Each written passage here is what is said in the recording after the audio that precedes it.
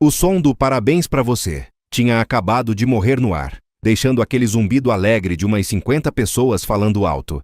Eu estava perto da mesa do bolo, com a mão no ombro do Pedrinho. 10 anos, meu enteado. Aquele moleque era a luz da casa, e eu tinha passado as últimas 2 semanas montando a porcaria da decoração de time de futebol. Eu estava suado, cansado, mas feliz de ver a Júlia sorrindo. Ela estava de costas para mim quando ele chegou. Eu vi o olhar dela mudar. Não foi um olhar de surpresa, foi de alívio, como se a pessoa que ela esperava finalmente tivesse aparecido. Marcelo, o ex. Ele não tinha sido convidado, mas claro que apareceu. Ele veio andando com aquela arrogância disfarçada de pai preocupado, e a Júlia foi ao encontro dele. Rápida, demais. Eles se abraçaram. Um abraço longo, apertado, que durou mais do que o socialmente aceitável na frente do marido. Eu senti o cheiro forte do perfume dele misturando com o glacê do bolo. Fiquei parado. Todo mundo na mesa principal parou de falar. Minha sogra, que estava ao meu lado, fingiu que estava ajustando a vela. Foi quando ela se afastou um pouco, mas ainda segurando os braços dele, que ela olhou para o meu lado, me ignorando, e disse, alto o suficiente para as famílias ouvirem: "Que bom que você veio, Marcelo. O Pedrinho estava sentindo sua falta. Afinal de contas, você é o pai de verdade." A frase me atingiu como um soco frio no estômago. Não foi a raiva que veio, foi o vazio. Eu olhei para o Pedrinho, que estava confuso com a cena. Olhei para essa minha sogra, que baixou a cabeça na hora. E depois olhei para a Júlia. Ela não estava arrependida. Ela parecia vitoriosa. Naquele momento, eu soube que não tinha mais nada ali para salvar. A decisão veio instantânea, gelada. Eu não gritei, não chorei. Eu apenas observei. Deixei que ela terminasse de cavar a própria cova. Essa história é pesada. É sobre o momento em que a gente descobre que o amor que a gente construiu não valia nada para o outro. É sobre ser jogado fora como um objeto velho, depois de ter investido tudo de si. E eu sei que muita gente passa por isso, por essa traição da confiança, por essa desvalorização. Se você já sentiu essa dor de ter sua história jogada no lixo, ou se você quer acompanhar o que aconteceu depois desse momento, já se inscreve aqui no canal. É importante para eu saber que não estou falando sozinho. E me conta nos comentários de qual cidade do Brasil você está assistindo. Isso me ajuda muito.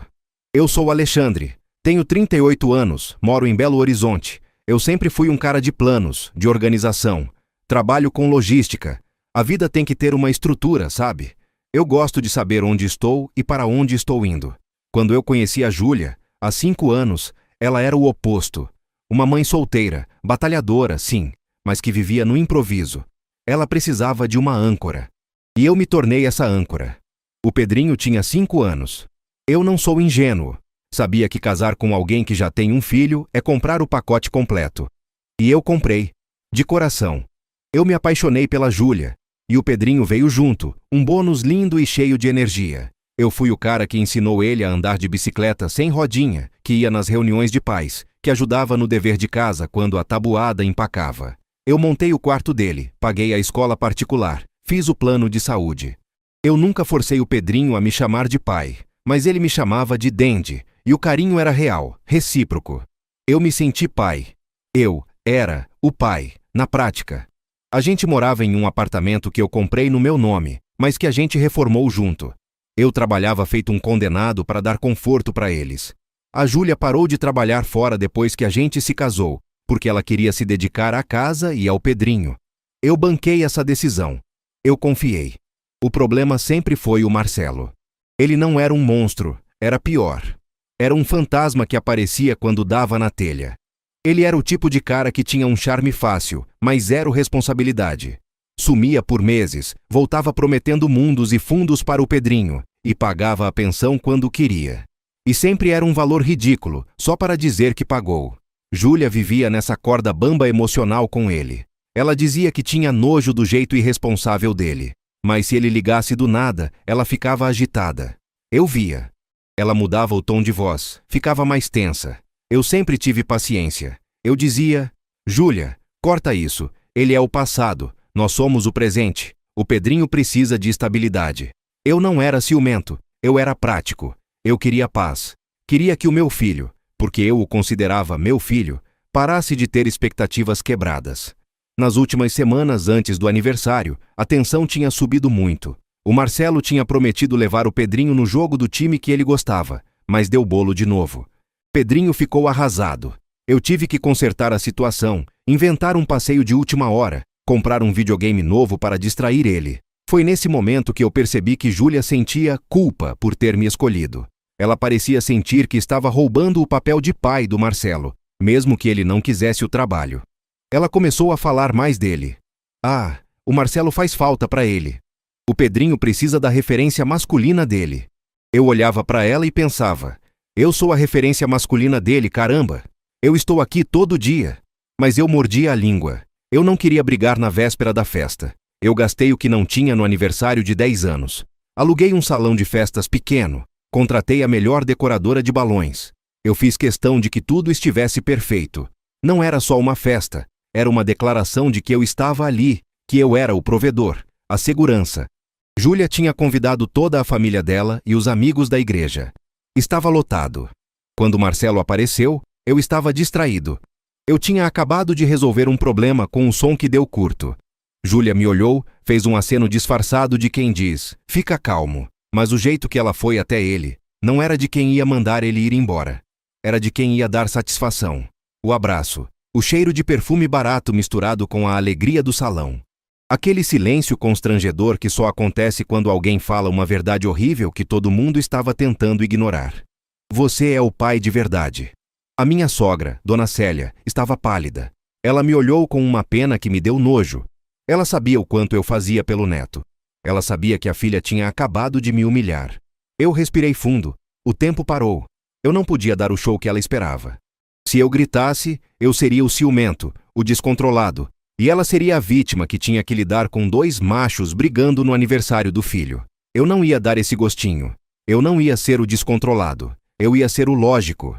Eu caminhei até a mesa. Ignorei Júlia e Marcelo, que estavam cochichando. Eles nem me viram. Estavam ocupados demais no próprio teatro. Eu me abaixei na altura do Pedrinho. Ele estava olhando para mim com os olhos arregalados, esperando a minha reação. Ele estava com medo. Pedrinho, eu disse, a voz baixa, firme. Vamos dar uma volta. Preciso comprar uma coisa que esqueci. Quer ir comigo? Ele assentiu, aliviado. Pegou minha mão. Eu passei por Júlia. Ela tentou me segurar pelo braço. O sorriso de vitória dela sumiu. Ela percebeu que eu não ia reagir como ela planejou. Alexandre, espera, não é o que você está pensando. Eu tirei o braço dela com delicadeza, mas firmeza. Olhei nos olhos dela. A minha expressão não tinha raiva. Tinha apenas ausência. O que era muito pior. É exatamente o que eu estou pensando, Júlia, eu respondi. E continuei andando, levando o Pedrinho comigo para longe daquela confusão. Enquanto caminhávamos para o carro, o Pedrinho perguntou: O Marcelo vai ficar na festa, Dendi? Não sei, filho. Mas você está comigo agora. Eu disse sem dar detalhes. Eu não ia usar o Pedrinho no meu drama. Eu o levei para tomar um sorvete na esquina, em uma sorveteria que ele adorava. Ele estava quieto, sentindo que algo grande tinha acontecido. Enquanto ele lambia o sorvete, eu liguei o GPS e digitei o endereço do meu irmão, que mora do outro lado da cidade. A minha decisão foi tomada ali, no estacionamento do buffet, enquanto eu ligava o motor. Não era sobre vingança. Era sobre dignidade e lógica. Eu tinha investido 5 anos da minha vida, meu dinheiro, minha paz, minha energia emocional, em um projeto que não era meu. E a dona do projeto tinha acabado de me dizer, em alto e bom som, na frente de todos os convidados, que eu era dispensável. Que o pai de verdade era o irresponsável que mal aparecia.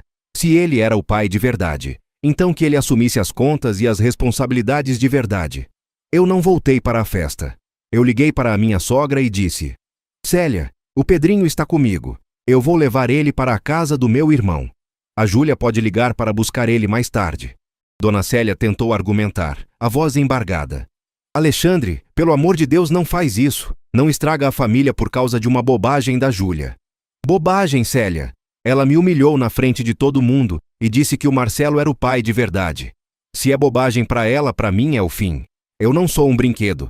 E eu não vou estragar a família, Célia. Eu vou salvar a mim mesmo. Desliguei o telefone antes que ela pudesse responder. Cheguei na casa do meu irmão, o Ricardo, por volta das 8 da noite. O Pedrinho estava cansado e acabou dormindo no carro. Eu o levei para dentro, sem acordar.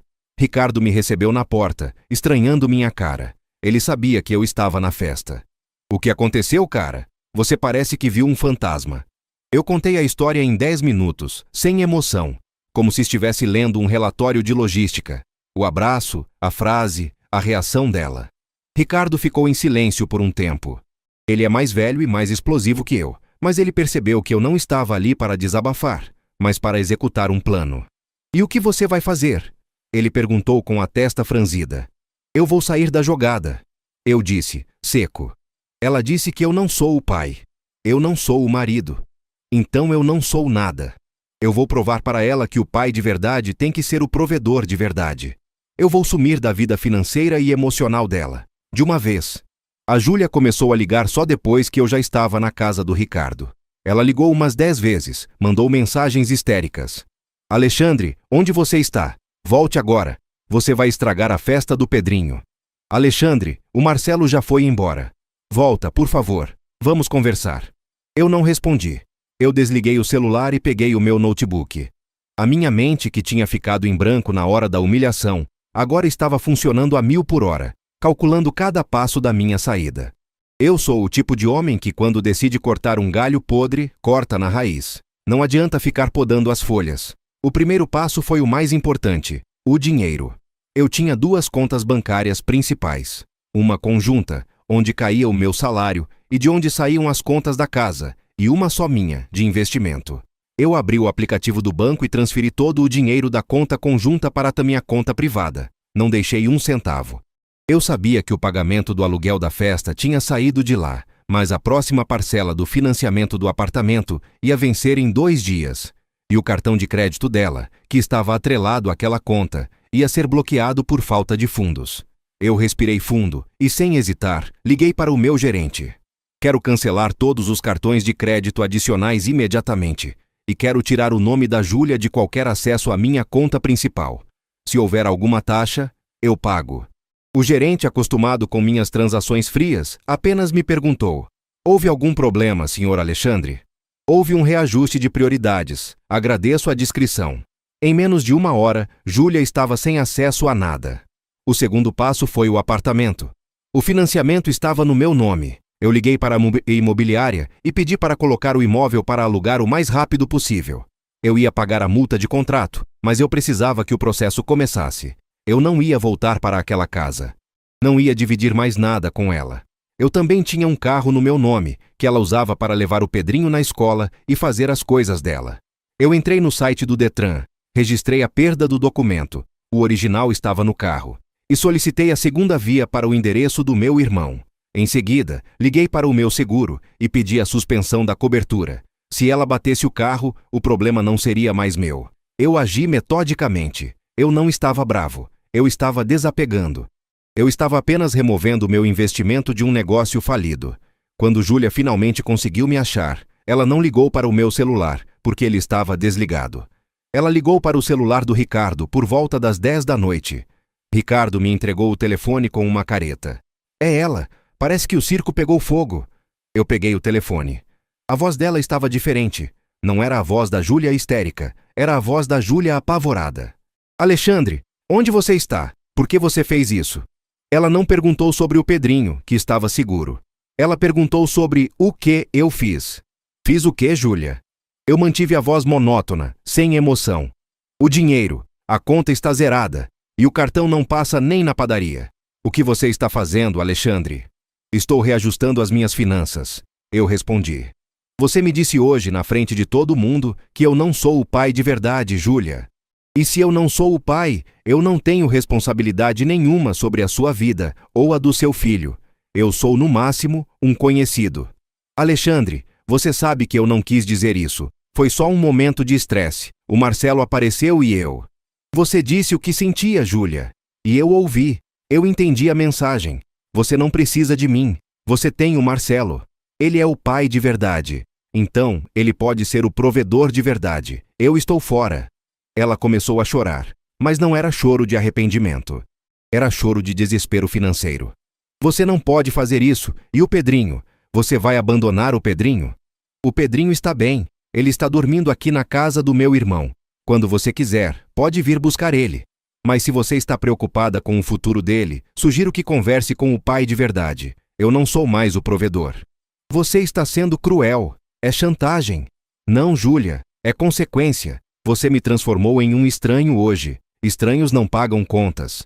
Agora, se me der licença, eu tenho que dormir. Amanhã eu começo o processo de divórcio. Não precisa se preocupar em contratar advogado. Eu já fiz contato com o meu. Ele vai te ligar para agendar a primeira reunião. Eu desliguei. Eu sabia que estava sendo frio, mas era a única forma de sobreviver. Se eu cedesse ao pânico dela, eu voltaria para o ciclo de humilhação. Eu precisava que ela sentisse o peso de ter me dispensado. Naquela noite, eu dormi na casa do Ricardo, enquanto Júlia tentava ligar de volta, sem sucesso. Eu tinha um plano claro: sumir, reorganizar minha vida e garantir que no divórcio eu não perdesse mais do que já havia perdido em dignidade. No dia seguinte, o caos dela começou de verdade.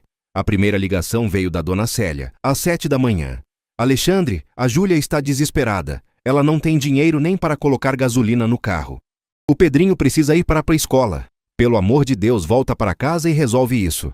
Dona Célia, eu não vou voltar para aquela casa. A escola do Pedrinho está paga até o fim do mês, certo? O que vencer depois disso, a Júlia resolve com o pai dele. O pai de verdade. Eu não vou discutir isso. O Pedrinho está aqui, tomei café com ele. Se a Júlia quiser levar ele para ir à escola, ela tem que vir buscar ele. O carro está com ela. Mas como ela vai vir sem gasolina? Isso é um problema dela, Célia. Não é mais meu. Eu estou cortando todos os laços financeiros. Eu não sou mais responsável por ela. Eu sou um estranho. Dona Célia ficou muda. Ela sabia que eu estava certo, mas ela estava tentando salvar a filha do buraco que ela mesma cavou. Eu levei o Pedrinho para passear no parque. Eu não queria que ele visse a confusão. Eu queria que ele soubesse que, independentemente da briga dos adultos, eu ainda o amava. Quando voltamos para a casa do Ricardo por volta do meio-dia, Júlia estava parada na rua, de táxi. Ela estava com o cabelo despenteado. Parecia que tinha passado a noite em claro. Eu desci do carro com Pedrinho. Ele correu para a mãe. O abraço dela foi apertado, mas ela estava olhando para mim por cima da cabeça dele, com ódio e medo. Eu preciso falar com você, Alexandre, ela disse, a voz rouca. Não temos o que falar, Júlia. Nossos advogados vão falar. Você veio buscar o Pedrinho, certo? Ele está aqui. Ele tem que ir para a escola amanhã. Como eu vou levar ele para as escolas se você me tirou todo o dinheiro? Você está me sabotando. Não, Júlia. Eu estou apenas deixando você viver a sua vida sem a minha intervenção financeira. Você disse que eu era dispensável. Eu concordei. Você tem um homem que você considera o pai de verdade. Peça ajuda a ele. Ela soltou o Pedrinho. O Marcelo não tem dinheiro, Alexandre. Você sabe disso. Ele é um artista. Ele não tem estabilidade. Então você me usou como estabilidade, é isso? Você me manteve por perto para pagar as contas, enquanto o pai de verdade ficava com o prestígio emocional? Eu não levantei a voz. A minha calma a estava destruindo mais do que qualquer grito. Ela tentou mudar de tática. Lágrimas falsas. Alexandre, me perdoa. Eu fui uma idiota. Eu amo você. Eu amo a nossa vida. Não, Júlia. Você ama a minha conta bancária. Você ama a segurança que eu te dou. Se você me amasse, não teria me humilhado daquela forma, no aniversário do seu filho, na frente da sua família. Você me desrespeitou de uma forma que não tem volta. Eu não sou um homem que aceita migalhas de respeito. Eu me virei para o Ricardo, que estava assistindo tudo da janela. Vou subir. Avise o meu advogado que ela está aqui. Júlia gritou. Você não pode me deixar na rua. Eu não tenho para onde ir. Você tem a casa da sua mãe, e você tem o Marcelo. O apartamento é meu. O financiamento é meu. Eu já estou providenciando o aluguel. Você tem 30 dias para sair. O advogado vai te passar os detalhes. E Júlia, não me ligue mais. Se precisar de algo, fale com ele. Eu entrei na casa e fechei a porta. Deixei ela na rua, com o Pedrinho, exatamente onde ela me colocou emocionalmente, sozinho e sem recursos. Eu sabia que ela estava em pânico. Ela não tinha a menor ideia do quão séria era a minha decisão. Ela achava que eu ia voltar implorando, como um cachorrinho. Mas eu estava longe disso. Eu estava focado em me proteger. A partir daquele momento, a vida de Júlia virou um inferno de burocracia e falta de dinheiro. E eu não movi um dedo para ajudar. Eu estava em modo de sobrevivência. Eu tinha sido o provedor por 5 anos. Agora, era hora de o pai de verdade assumir o palco. Eu liguei para o meu advogado, Dr. Evandro, e dei a ele todas as instruções. Zero contato com Júlia. Todas as comunicações via ele. Evandro, eu quero o divórcio total. Eu não quero pensão para ela. Não temos filhos em comum. E o apartamento vai ser alugado imediatamente. Eu não vou entrar naquele imóvel para pegar nada. Vou mandar uma transportadora pegar minhas coisas pessoais. E o Pedrinho, Alexandre? Você vai pedir a guarda? Não, ela é a mãe. Eu não sou o pai biológico. Eu não quero uma briga judicial de anos onde eu vou ser tratado como um estranho. Eu quero que ela assuma a responsabilidade sozinha. Ela me disse que eu não sou o pai, então eu não sou. É simples assim. Evandro, que me conhecia há anos, suspirou. É uma atitude fria, Alexandre, mas entendo a sua posição. É a única posição lógica, Evandro. Eu fui descartado. Eu não vou mais pagar por isso. Eu passei o resto do dia na casa do meu irmão, em silêncio. Eu observei o meu celular. Júlia me mandou mais 20 mensagens. Você vai me pagar por isso. Você é um monstro. Eu vou falar para o Pedrinho o que você fez. Eu nem li. Eu estava focado no meu próprio futuro. Eu tinha acabado de me livrar de um peso enorme, mas a dor da traição ainda estava ali, como um corte fundo que não cicatrizava. A parte mais difícil foi à noite. Eu deitei na cama de hóspedes, e a imagem dela abraçando o Marcelo e dizendo aquela frase ficou repetindo na minha cabeça. Eu percebi que a Júlia que eu amava nunca existiu. Eu era apenas uma ferramenta para ela.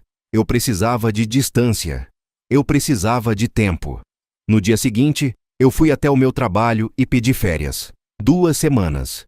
Eu precisava sumir da cidade por um tempo. Vou para Quinte, a casa de praia do meu primo, no Nordeste. Preciso de um tempo, eu disse ao meu chefe. Eu organizei tudo, peguei uma mala pequena e comprei uma passagem de avião para o dia seguinte. Eu ia deixar o Evandro e o Ricardo lidarem com o furacão Júlia. Mas antes de ir, eu tinha que fazer uma última coisa. Eu precisava garantir que o processo de divórcio fosse impecável e rápido. Minha última tarefa, antes de ir para o Nordeste, era garantir que eu não teria que pisar naquele apartamento de novo. Eu liguei para uma transportadora de confiança e expliquei a situação, de forma fria. Eu precisava que eles fossem ao apartamento, acompanhados do meu irmão, para recolher apenas caixas específicas, meus livros, meus documentos, algumas ferramentas caras e as roupas que eu tinha deixado no armário. Eu não queria nada de valor sentimental que pudesse gerar discussão. Os móveis, a televisão, os eletrodomésticos, tudo que compramos juntos, eu deixei para o Evandro resolver. Eu não queria brigar por um liquidificador. Eu só queria a minha vida de volta. Ricardo foi até o apartamento na manhã seguinte, acompanhado de um chaveiro. Eu tinha trocado as chaves de segurança há meses, por precaução, algo que a Júlia não sabia. Ele me ligou de lá, me dando um resumo do cenário. Cara, ela não está mais aqui. Está tudo meio bagunçado, mas ela levou as coisas do Pedrinho e as roupas dela. Parece que ela foi para a casa da Célia. Ótimo. Pegue minhas caixas e feche tudo. O Evandro vai mandar a imobiliária começar a mostrar o apartamento amanhã. Ela já recebeu a notificação legal de 30 dias. Você está firme nisso, Alexandre? Ricardo perguntou. Estou. Ela fez a escolha dela. Agora ela vai sentir as consequências da escolha dela. Eu estava no meu limite, mas a dor estava sendo canalizada para a ação. Eu precisava de controle, e era isso que eu estava exercendo. De repente, o celular do Ricardo tocou. Ele olhou para a tela e fez uma careta. É o Marcelo. Eu peguei o telefone. Era a primeira vez que eu falava com ele em anos. Fala, Marcelo. Minha voz estava calma, quase entediada. E aí, Alexandre? Que palhaçada é essa que você está fazendo? A Júlia está desesperada. Você tirou todo o dinheiro da conta, cara. Ela não tem como sustentar o Pedrinho. A voz dele era de indignação teatral. Você me ligou para falar de dinheiro, Marcelo. Interessante. Pensei que você me ligaria para me agradecer. Agradecer pelo quê? Por eu ter liberado o seu caminho. Ontem, na frente de 50 pessoas, a sua ex-mulher me disse que você é o pai de verdade do Pedrinho e que eu sou um intruso. Eu concordo plenamente com ela. Se você é o pai de verdade, você é o responsável legal e financeiro pela criança. Eu me retirei. Agora, o Pedrinho e a Júlia são sua responsabilidade. O que eu fiz foi apenas reajustar minhas finanças para o meu novo status. Estranho. Marcelo ficou em silêncio por um segundo. A ficha dele estava caindo em câmera lenta. Você está louco. Isso é golpe. Você sabe que eu não tenho condição de bancar o padrão de vida que você dava para eles. Ele retrucou, a voz tremendo. Essa é uma questão entre você, a Júlia e o Pedrinho. Não é mais um problema meu. Eu paguei a escola do Pedrinho até o fim do mês, como cortesia. Depois disso, converse com o seu advogado. O meu advogado, o Dr. Evandro, vai entrar em contato com a Júlia. Não me ligue mais, Marcelo. Você tem o que sempre quis: a exclusividade emocional e a responsabilidade total. Eu desliguei na cara dele. Senti um alívio imenso. Eu não precisava mais fingir que me importava com o teatro deles. Eu passei o resto daquele dia arrumando minhas poucas caixas na casa do Ricardo. Eu me preparei para viajar. O Evandro me ligou no final da tarde. Alexandre, a Júlia está fora de si. Ela recebeu a notificação de despejo e o aviso de divórcio. Ela está ameaçando me processar por abandono de lar e por ter zerado a conta conjunta. Abandono de lar, Evandro? Ela me humilhou na frente de todos e disse que eu não era o pai. Isso configura injúria grave. Eu tenho testemunhas. E sobre a conta conjunta, eu era o único provedor de renda. Ela não trabalhava. O dinheiro é meu. Ela não tem base legal forte para pedir indenização, a não ser que prove que tinha participação na renda, o que não é o caso. Siga o protocolo. E Evandro, se ela mencionar o Pedrinho para me atingir, diga a ela que eu estou aberto a visitas, mas que qualquer acordo financeiro sobre a criança deve ser feito através do pai biológico. Entendido? Você vai sumir por 2 semanas? Vou. Preciso respirar. O senhor cuida do fogo por aqui. Naquela noite, eu me despedi do Pedrinho por videochamada. Ele estava na casa da dona Célia. Parecia um pouco triste, mas a Júlia não estava por perto. Desde quando você volta? Ele perguntou, com aquela voz de criança que não entende bem o que está acontecendo. Eu vou viajar a trabalho por um tempo, Pedrinho. Preciso resolver umas coisas longe, mas a gente vai se falar todo dia, tá?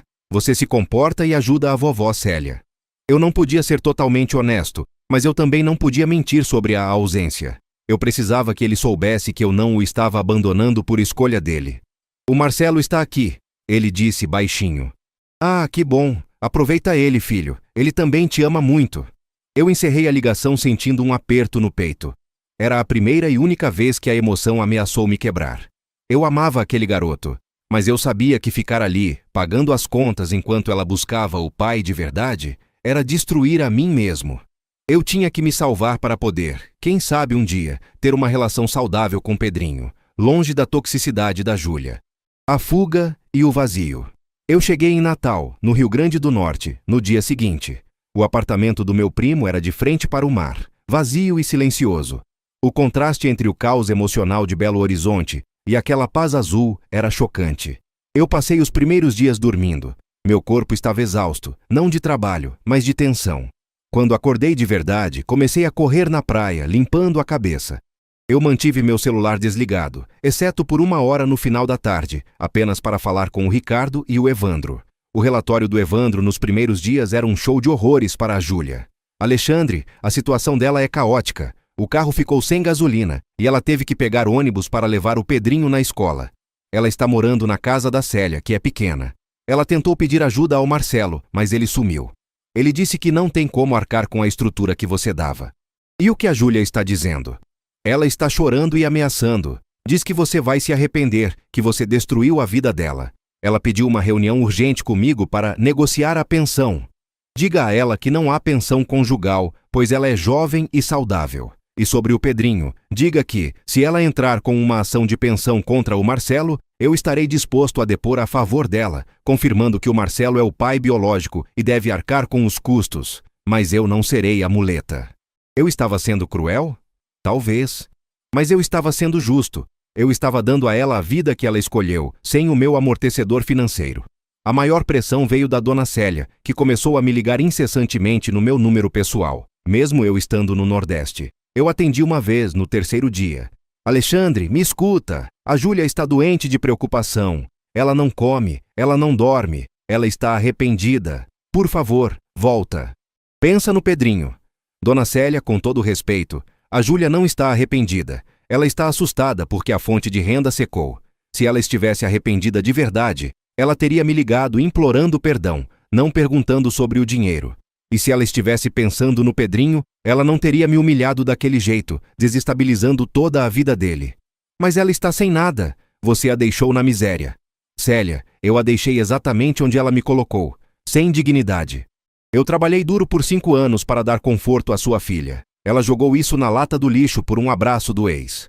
Eu sou um homem de 38 anos, Célia. Eu não sou um adolescente. Eu exijo respeito. Eu não vou voltar. A única coisa que ela tem que fazer agora é trabalhar e resolver a vida com o pai do filho dela. Dona Célia chorou. Alexandre, você não. Dona Célia chorou. Alexandre, você não pode ser tão duro. Ela é sua esposa. Não, Célia, ela era. E ela mesma cancelou o nosso casamento na frente de todos. Eu estou sendo justo. Ela escolheu o caminho dela. Se ela está doente de preocupação, é porque ela finalmente está entendendo o preço da irresponsabilidade. Quando eu voltar para Belo Horizonte, eu já serei um homem solteiro, morando em outro lugar. Meu único foco agora é o Pedrinho. E isso, Célia, eu vou resolver diretamente com ele, longe da sua filha. Desliguei o telefone e o joguei na cama. Eu precisava de paz. Eu tinha feito o que era necessário. Eu tinha quebrado a ponte para garantir que não haveria volta. Naquela mesma tarde, Evandro me ligou com uma notícia importante. Alexandre, Marcelo me ligou. Ele está furioso. Júlia o procurou para pedir dinheiro, e ele obviamente não tinha. Ela ameaçou entrar com uma ação de pensão alimentícia contra ele. Aí ele me ligou, dizendo que você está destruindo a vida de todos. Eu sorri, olhando para o mar. Era a primeira vez que eu sorria em dias. Diga ao Marcelo que ele está absolutamente certo. Eu estou destruindo a vida deles. E que se a Júlia entrar com a ação, eu sou uma testemunha-chave. Eu posso confirmar a paternidade dele e o fato de que ele nunca cumpriu com as obrigações financeiras. Eu não vou pagar a pensão do filho dele, mas eu vou garantir que ele pague. Isso é genial, Alexandre. Você está usando a própria arma dela contra eles. Não é arma, Evandro, é lógica. Se ele é o pai de verdade, ele arca com as despesas de verdade. É o que eu chamo de ajuste de responsabilidade. Evandro organizou uma reunião preliminar para a assinatura dos papéis do divórcio consensual, uma semana depois, antes que eu voltasse para BH. Eu não estaria presente, mas Júlia precisava assinar o termo de reconhecimento de que não tinha bens em comum além dos móveis, e aceitar a notificação de desocupação do apartamento. Eu voltei para Belo Horizonte depois de 12 dias em Natal. Eu estava bronzeado, mais leve e com a mente clara. Eu aluguei um apartamento pequeno no bairro Santo Agostinho, perto do meu trabalho. Era meu, novo. Não tinha cheiro de Júlia, nem de estresse. Ricardo me ajudou a instalar minhas caixas. Eu não voltei à casa da minha sogra para buscar o Pedrinho, nem para confrontar Júlia. Eu mantive a distância sanitária. O confronto final aconteceu no escritório do Evandro. Eu não queria ir, mas Evandro insistiu que minha presença, fria e distante, seria o golpe de misericórdia necessário para que ela entendesse que era o fim. O Evandro marcou a reunião para uma terça-feira. Quando cheguei, Júlia já estava lá, sentada em uma cadeira de couro, com os olhos inchados. Ela não estava mais com o cabelo arrumado, nem com a maquiagem impecável. Ela parecia esgotada. Dona Célia estava ao lado dela, servindo como seu apoio moral. Eu entrei na sala, cumprimentei Evandro e Célia com um aceno de cabeça e sentei-me na ponta da mesa, de frente para Júlia. Eu estava de terno, impecável, com a expressão vazia. Júlia me olhou com uma mistura de raiva e súplica. Alexandre, por favor, vamos conversar antes de assinar qualquer coisa. É uma loucura o que você está fazendo. Minha voz saiu baixa e controlada. Júlia, a loucura foi você ter me humilhado publicamente. O que estou fazendo é apenas a consequência lógica. Não há nada para conversar. Se você não assinar o divórcio consensual, eu dou entrada no litigioso e você terá que me pagar os custos processuais. Assine, pegue a cópia do acordo e saia do meu caminho. Dona Célia interveio chorando. Alexandre, ela está pedindo perdão. Ela sabe que errou. Se ela soubesse que errou, Célia, ela teria agido de forma diferente. Ela não está arrependida do que fez. Ela está arrependida da consequência. E eu não sou um banco de reservas para ser chamado quando o time principal falha. Júlia começou a chorar de novo, mas desta vez era um choro real, de derrota. O que eu vou fazer? Eu não tenho emprego. Eu não tenho onde morar. O apartamento está alugado. O apartamento não está alugado ainda, Júlia. Eu apenas dei a ordem para que fosse colocado no mercado. Você tem 30 dias para sair, conforme a notificação do Evandro. Você pode ir morar com o Marcelo. Ou com a sua mãe. Você pode procurar um emprego. Você é jovem. Eu te sustentei por 5 anos para que você pudesse se dedicar à sua casa. Agora, você vai ter que se dedicar ao seu sustento. Ela tentou um último golpe emocional. E o Pedrinho? Você não sente falta dele? Sinto falta do Pedrinho todos os dias, mas a minha relação com ele não será mais intermediada por você, nem financiada sob a sua chantagem. Eu vou manter contato com ele, mas eu não serei seu provedor. Você e o Marcelo que resolvam as questões financeiras da criança. Evandro colocou os papéis na frente dela. Ela olhou para o documento, depois para mim. Ela viu que não havia mais amor, nem raiva, apenas uma determinação fria. Eu era um muro de concreto. Ela pegou a caneta, a mão tremendo, e assinou. Dona Célia suspirou, derrotada. Assim que ela assinou, eu assinei a minha parte. O casamento, que durou 5 anos e custou uma fortuna emocional, acabou em 5 minutos de silêncio e tinta de caneta.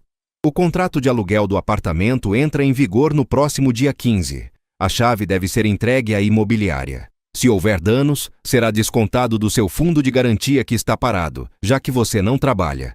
Evandro instruiu formalmente. Júlia e Célia saíram do escritório sem falar mais nada. Elas sabiam que tinham perdido. O destino de todos.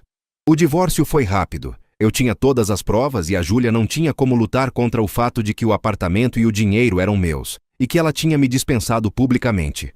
O juiz homologou o divórcio em poucas semanas. Eu voltei à minha rotina. O trabalho, a academia, a paz do meu novo apartamento. Eu estava sozinho, mas era uma solidão limpa, sem a ansiedade constante de ser traído ou humilhado. Eu mantive a promessa ao Pedrinho. Eu ligava para ele. Eu o via de vez em quando, fora da casa da Célia. Eu o levava para o parque, para o cinema. Eu me tornei o dende legal, o tio bacana que dava presentes e ouvia suas histórias. O Pedrinho, no começo, estava confuso. Ele me perguntava por que eu não morava mais com a mãe dele. Filho, os adultos tomaram decisões. A mamãe e eu não somos mais um casal, mas isso não muda o quanto eu amo você. Eu sempre vou ser seu amigo, seu dende. Eu só não posso mais ser o marido da sua mãe. Tá? Eu nunca falei mal da Júlia para ele. Nunca usei ele como arma. Eu não era esse tipo de homem. Mas a vida de Júlia desmoronou exatamente como eu previ. Ela teve que se mudar com Pedrinho para a casa apertada da Dona Célia, em um bairro mais afastado. O padrão de vida que ela se acostumou acabou. Ela foi obrigada a procurar emprego e, depois de meses, conseguiu uma vaga como recepcionista em um consultório. O salário era baixo. O carro que estava no meu nome, eu vendi. Ela teve que depender de transporte público e do carro da mãe. E o Marcelo? Ele sumiu de novo. Júlia, desesperada, entrou com a ação de pensão alimentícia contra ele. Foi um processo sujo e demorado. Marcelo tentou negar a paternidade, mas o exame de DNA confirmou. Ele foi obrigado pelo juiz a pagar um valor mínimo, ridículo, mas que era o máximo que ele podia pagar, já que ele era informal. A Júlia, que antes vivia no luxo do meu esforço, agora estava na realidade crua que ela desprezava. Ela tinha o pai de verdade na vida do Pedrinho, mas ele não trazia estabilidade, apenas mais estresse. Eu soube de tudo isso pelo Evandro e, ironicamente, pela Dona Célia, que depois de um tempo, começou a me ligar não para pedir, mas para desabafar, reconhecendo a burrada da filha. Alexandre, ela está irreconhecível. Ela teve que tirar o Pedrinho da escola particular e colocar em uma pública. Ela me disse outro dia que o maior erro da vida dela foi não ter te valorizado. Eu sinto muito por ela, Célia, mas a vida é feita de escolhas. Ela escolheu a vaidade e a fantasia do Marcelo, em vez da realidade e do respeito que eu oferecia. O castigo de Júlia não foi financeiro, foi a perda de status e a necessidade de encarar a vida de frente, sem o meu escudo. Ela perdeu a segurança, a dignidade e o homem que de fato a amava e sustentava. Ela me trocou por um momento de glória estúpida e colheu uma vida de mediocridade e luta. Quanto ao Marcelo, ele teve o que merecia, a responsabilidade que ele sempre evitou, forçada pela justiça. Ele continuou sendo um pai ausente, mas agora com a obrigação legal de pagar o que mal podia. Ele não teve mais acesso fácil à vida de Júlia, que estava ocupada demais tentando sobreviver. Eu segui em frente. Depois de 1 ano, comecei a namorar uma colega de trabalho, uma mulher madura e direta, que valorizava a honestidade e a estabilidade. A última vez que vi Júlia de perto foi no dia do aniversário de 11 anos do Pedrinho. Eu tinha combinado de levá-lo para um jogo de futebol. Eu estava esperando na porta da escola, quando ela apareceu. Ela estava magra, o rosto cansado. Ela veio até mim. Não estava brava, apenas resignada. Alexandre, ela disse, a voz baixa. Obrigada por ainda vir buscar o Pedrinho. Ele te adora. Eu adoro ele, Júlia. Eu não abandonei ele, eu abandonei você. Ela respirou fundo. Eu sei, eu entendi. Você estava certo em tudo. Eu joguei fora o melhor que eu tinha. Eu sinto muito. Não era um pedido de perdão para reatar. Era um reconhecimento da derrota. Eu olhei para ela. O vazio que senti naquele dia da festa ainda estava lá.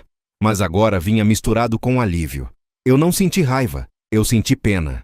Boa sorte, Júlia, de verdade. Eu abracei o Pedrinho, que saiu correndo eufórico, e fomos embora. Eu não voltei a ser o provedor da Júlia, nem do Marcelo.